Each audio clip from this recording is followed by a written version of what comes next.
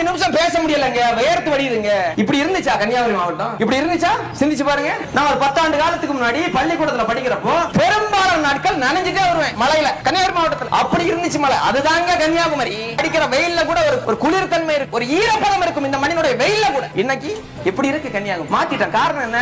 அழிச்சிட்டோம், எல்லாத்தையும் அழிச்சிட்டோம். எதால அழிச்சோம்? 5000 நீர்நிலைகள் இருந்திருக்கிற இந்த மண்ணில் நமது தாத்தன் பெருந்தலைவர் காமராஜர் ஆட்சி காலத்தில் 5000 குளங்கள், நீர்நிலைகள் இருந்திருக்கு. இன்னைக்கு 2000 2500 நீர்நிலைகள் தான் இருக்கிறது. காரணம் என்ன? முடிச்சிட்டோம். அந்த இருக்க பக்கத்துல ஒரு பஸ் ஸ்டாண்ட், பேர் என்ன? குளத்து பஸ் ஸ்டாண்ட். ஏன்டா குளத்து பஸ் ஸ்டாண்ட் பேர் வச்சேன்னு கேட்டா, அங்க ஒரு குளம் இருந்துங்க, அதை ஆட்டையை போட்டு அதுக்கு மேல நாங்க பஸ் ஸ்டாண்ட் கட்டிட்டோம், அதனாலதான் குளத்து பஸ் ஸ்டாண்ட். உருப்படுமா? படிச்சவன் செய்யற வேலையே.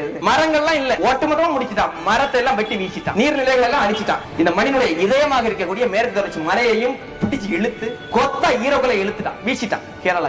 நாங்கள் குமரியை மறுபடியும் குமரியாக பார்க்க வேண்டும் என்று ஆசைப்படுகிறோம். நீங்கள் குமரியை குமரியாக பார்க்க வேண்டும் என்று ஆசைப்படுகிறீர்களா?